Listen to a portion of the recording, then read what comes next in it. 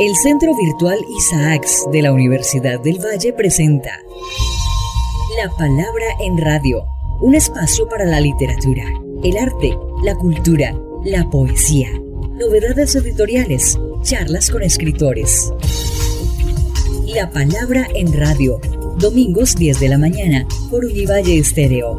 Dirige y presenta Darío Henao Restrepo. La Palabra en Radio.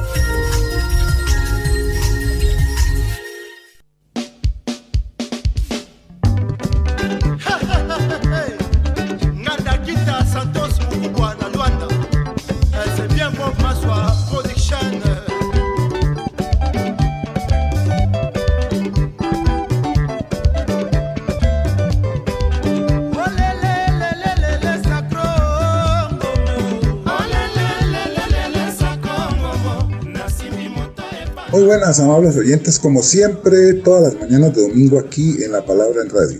La semana pasada tuvimos una entrevista con el escritor africano de Guinea Ecuatorial, Donato Ndongo. Y hoy vamos a tener la segunda parte de esta interesante entrevista con uno de los más importantes escritores africanos contemporáneos que reside en España porque está exiliado de la tiranía que reina en su país hace 40 años, Guinea Ecuatorial. Entonces vamos a tener la oportunidad de terminar este diálogo con Donato Ndongo en La Palabra en Radio.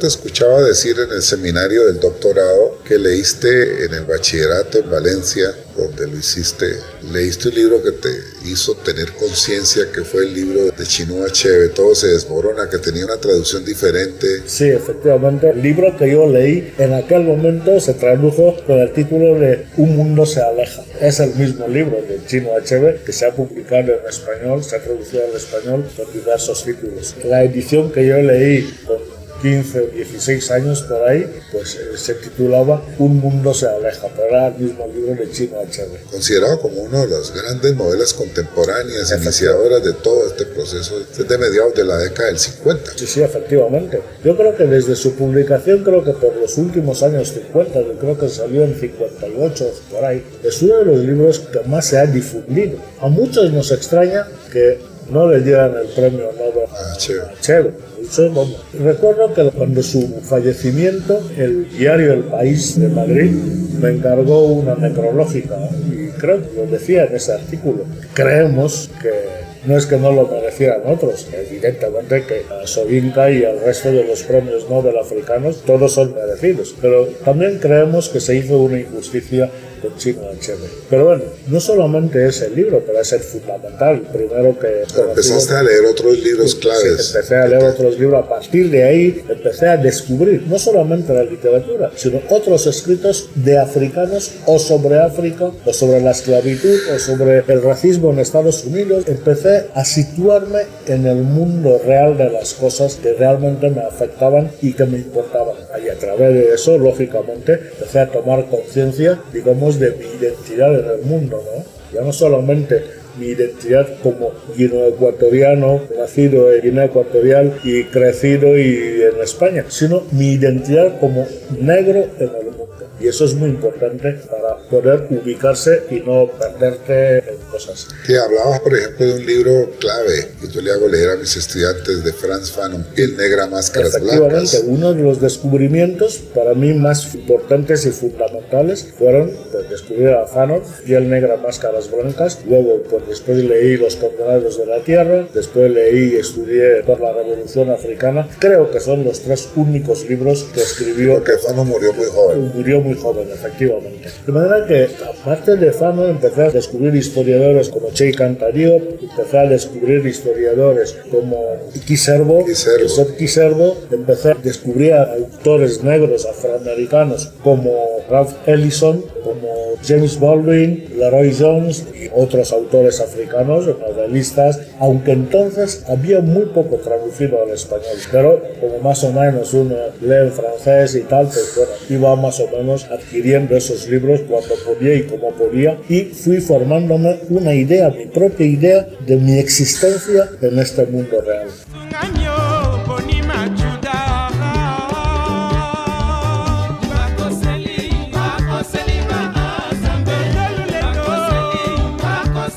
Has hablado de un hombre que fue clave para Manuel Zapata, que se llamó Cheikh Anta Diop.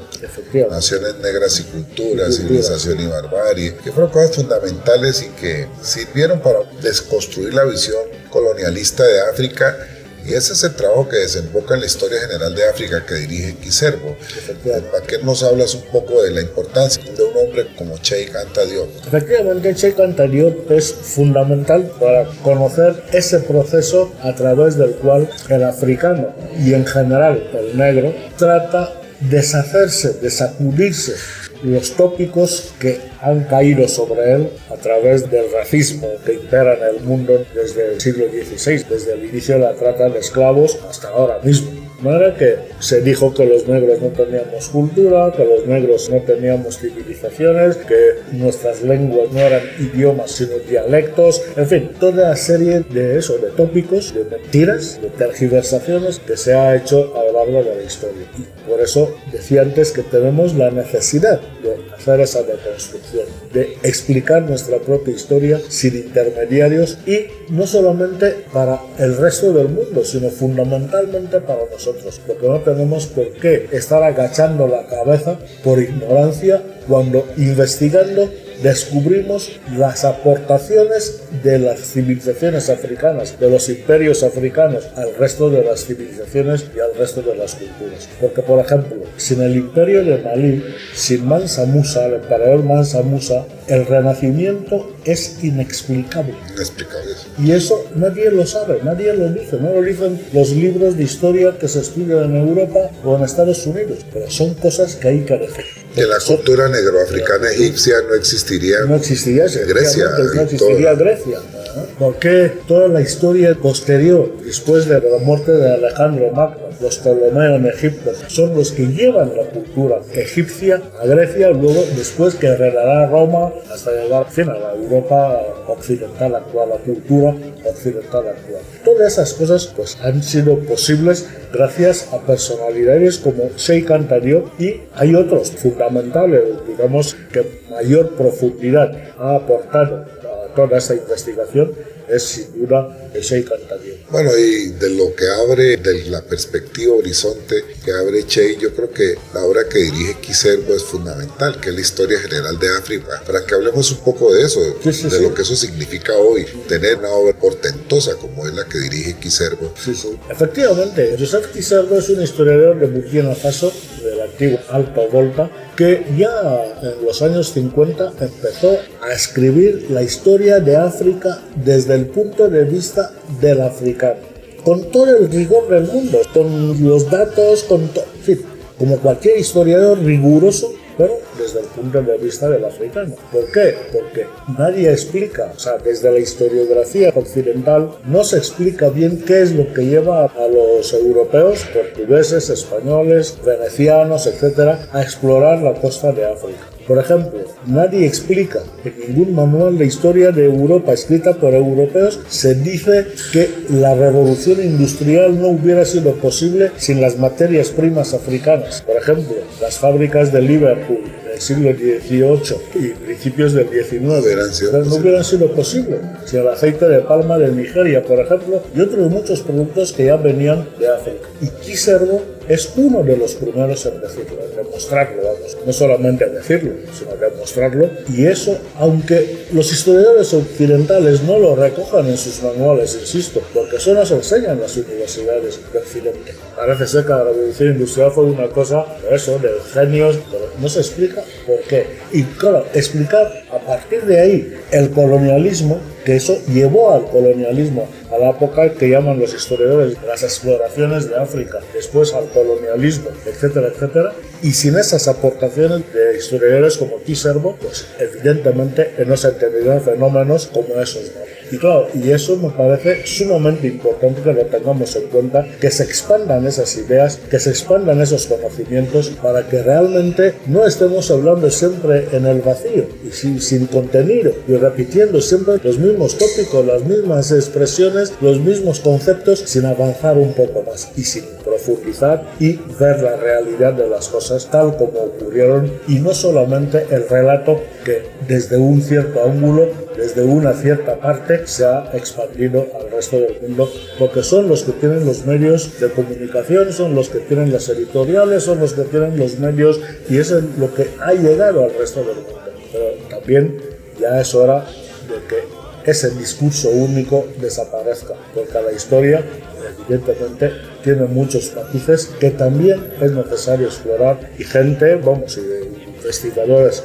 rigurosísimos como Tiserbo, su monumental Historia General de África que publicó la UNESCO en 8 volúmenes, evidentemente no es asequible a todo el mundo, pero tiene otros libros de Historia del África Negra que está publicada en español. Un solo volumen, sí. Sí, además en 2 ediciones. Es el mismo libro, pero primero fue publicado por Alianza Editorial, después creo que ha sido reproducido, ha sido reeditado por Bellaterra, de manera que tiene otras obras, aparte de la voluminosa, monumental Historia General de África, tiene obras accesibles a cualquier interesado que pueda querer conocer la verdadera, o sea, de verdad, la historia de África. Sí, eso corresponde también al mismo movimiento que se da en América Latina en las últimas décadas y en las más recientes es muy fuerte, dijéramos, empezar a valorar todo esto. Por ejemplo, Eric Williams, Capitalismo y Esclavitud, que lo que él hace, mostrar la importancia que tuvo esa mano de obra, que la modernidad viene ahí, que el capitalismo sin esos no hubiese podido, no se hubiera desarrollado. Es decir, ya poco a poco se han ido cambiando en las tradiciones afroamericanas en general. Yo conozco muy bien la brasileña y ahí ha habido ya en las últimas décadas unos procesos. Colombia mismo está en un proceso muy interesante. Y te digo todo esto para preguntarte algo que ya comienzo a visorar y a conversar en algunos encuentros, congresos, y es la importancia que tiene de empezar a construir un diálogo más fluido entre África y América Latina, entre nuestros países, en este caso Colombia, por ejemplo. Es decir, todavía tenemos algo que Moore, un cubano jamaiquino, me decía, es que los afrodescendientes aquí tuvieron que aferrarse a una África mítica y muy fuerte, y eso está muy bien mostrado en Chango el Gran Puta de Zapata. Yo creo que en eso él acierta, es en mostrar eso. Pero ahora hay una África real, con muchas posibilidades, con desarrollos extraordinarios, bueno, con problemas como tienen todos los continentes. Y entonces ahí creo que se abre una perspectiva enorme de relaciones entre nosotros. Tú que estás muy atento a todo esto, pues quisiera que nos contaras algo, nos dieras tus opiniones. De siempre que tengo, digamos, uso de razón político, social, etcétera, siempre he creído que, además, siendo de Guinea Ecuatorial, el único país cuya lengua oficial es el español en África, el único país africano cuya lengua oficial es el español, porque sí está el caso de Sáhara Occidental, pero ahí está, hoy por hoy, en este momento, el único estado con todos los reconocimientos como estado que habla español en África es Guinea Ecuatorial. Siendo guineano, evidentemente tengo mucho más interés, mucha más razón para proponer ese diálogo, ese intercambio, primero cultural, evidentemente, por razones obvias, pero también puede ser económico, también puede ser educativo. El campo es amplísimo.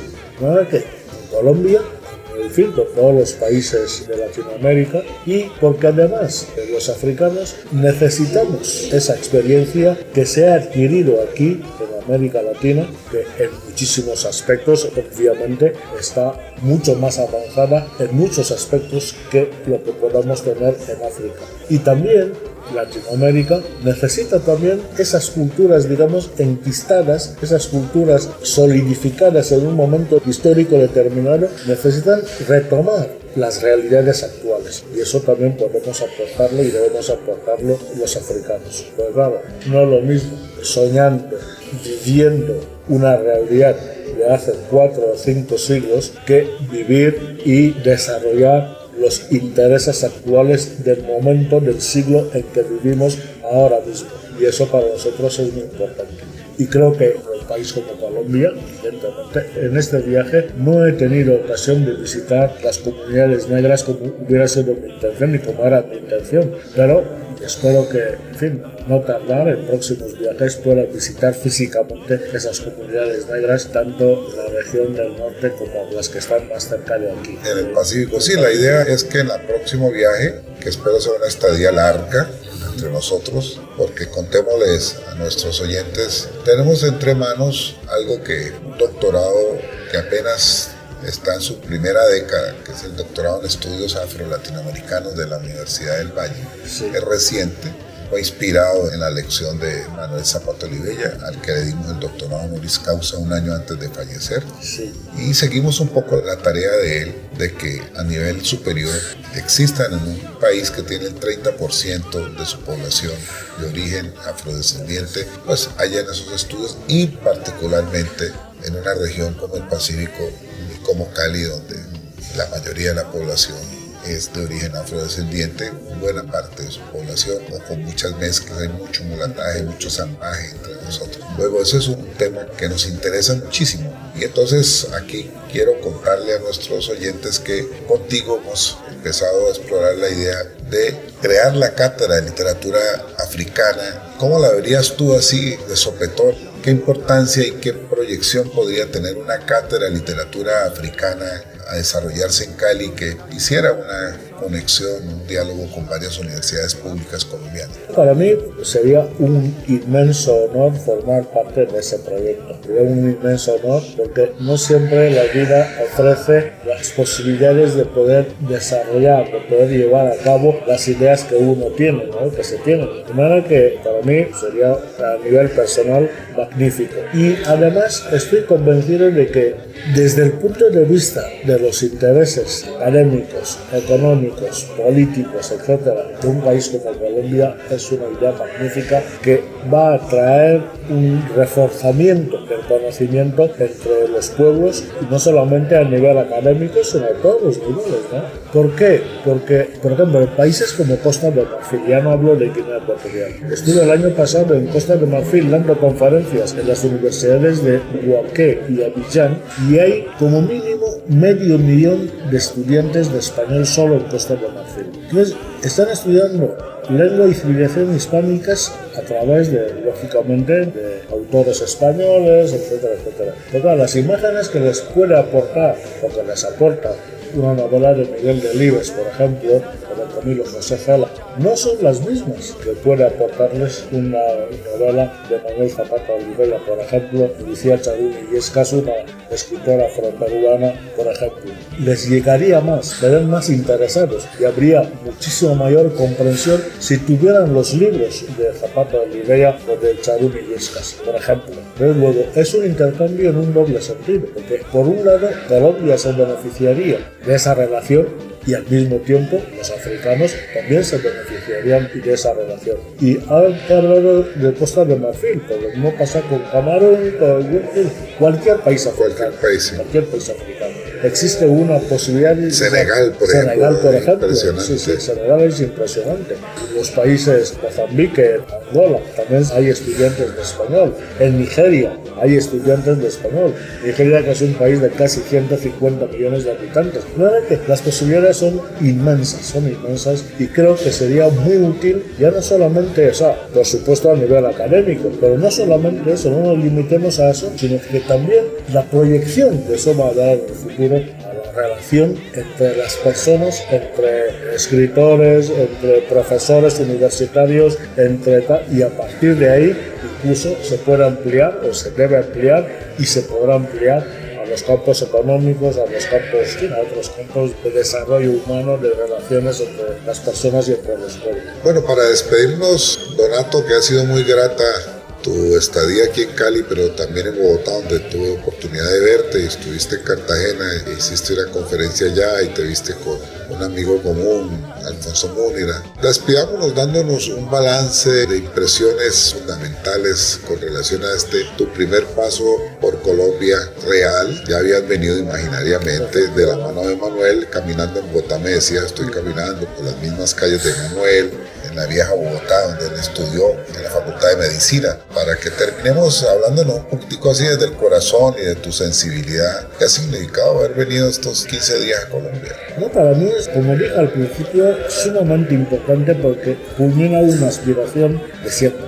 Vivir de cerca, ver, caminar por las mismas calles, respirar el mismo aire que Manuel Zapata Oliveira, por ejemplo. En fin, y el hecho de ver, como en Cartagena, por ejemplo, estuve alojado en el barrio de Getsemaní y lo recorrí, es inmenso, no pude recorrerlo todo, pero los días que estuve salía cada mañana a las 7:30 y recorría todo lo que podía hasta las 11:30, 12, que ya apretaba el sol y me retiraba a descansar y además a preparar las actividades de la tarde en la Alianza Francesa y, en fin, por ejemplo, mis entrevistas con el doctor Múnera. Era que todas las mañanas daba un paseo, ver con mis ojos dónde traían y entraban los esclavos, la muralla, todo. Verlo físicamente es una especie de, no sé cómo lo describiría en pocas palabras, una especie de, le entra a uno una fuerza para seguir trabajando para que estas cosas, primero, nunca más vuelvan a suceder y segundo, romper esos tópicos que todavía siguen digamos, cayendo como losas sobre nosotros como africanos, sobre nosotros como negros, como nosotros como afrodescendientes. De manera que para mí ha sido una experiencia única, importantísima, que me da ánimos para seguir trabajando y ya con un conocimiento real, ya no solamente de tipo académico, de tipo intelectual, sino ver físicamente y cómo vive la gente en estos momentos en barrios como el de Getsemaní. Para mí ha sido importante porque, claro, una cosa es imaginarlo y otra cosa es verlos físicamente por las calles, sus tiendas, las plazas donde se sientan, todo eso, pues alguna casa en la que entré para ver cómo viven en el hogar. Para mí ha sido importantísimo porque invita y casi obliga a seguir trabajando, en fin, para que estas cosas pues mejoren nuestra condición humana.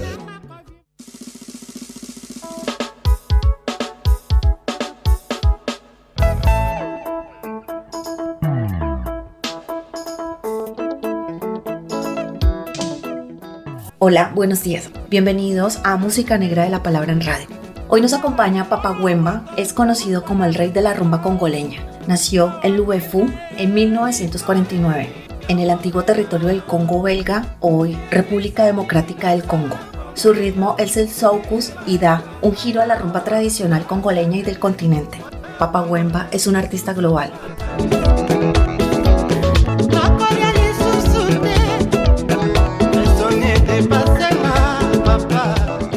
Descubridor de un gran número de cantantes y artistas como Koffi Olomide, y se convirtió en uno de los grandes referentes de la sociedad de ambientadores y personas elegantes, SAPE. Este es un movimiento nacido en Brazzaville, al otro lado del río Congo, en los años 20 y se extiende también por Kinshasa. El concepto estético de sus miembros es que visten imitando el look dandy de la época colonial.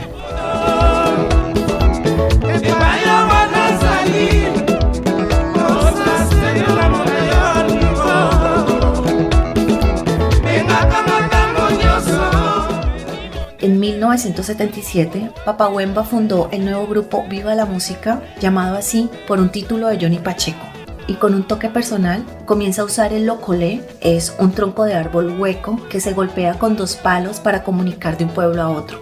En la década de 1980, Papa Wemba cantó cada vez más en Europa y se convirtió en el embajador de la música mundial. Los dejo con la canción Sensele, con el grupo Viva la Música de Papa Wemba.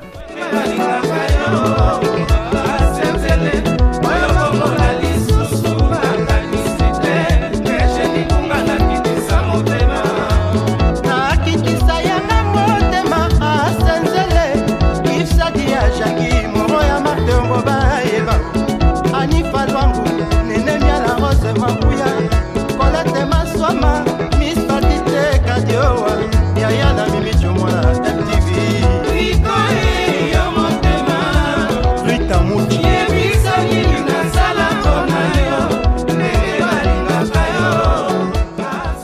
Bueno, hemos llegado al final de nuestra conversación con Donato Dongo. Le agradezco mucho a Donato su presencia aquí en nuestro programa y a ustedes, Darío Nao Restrepo, quien les habla. Les deseo un feliz resto de domingo y agradezco a nuestra productora general, Chile Sainz Mosquera.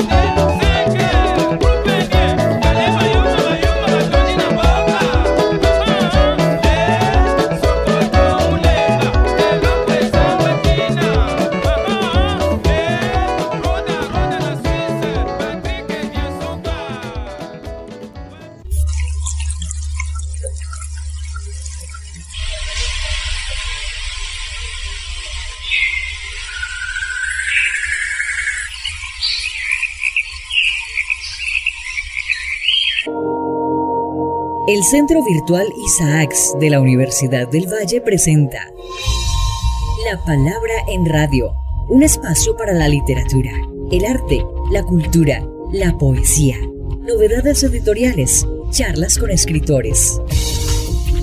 La Palabra en Radio, domingos 10 de la mañana por Univalle Estéreo.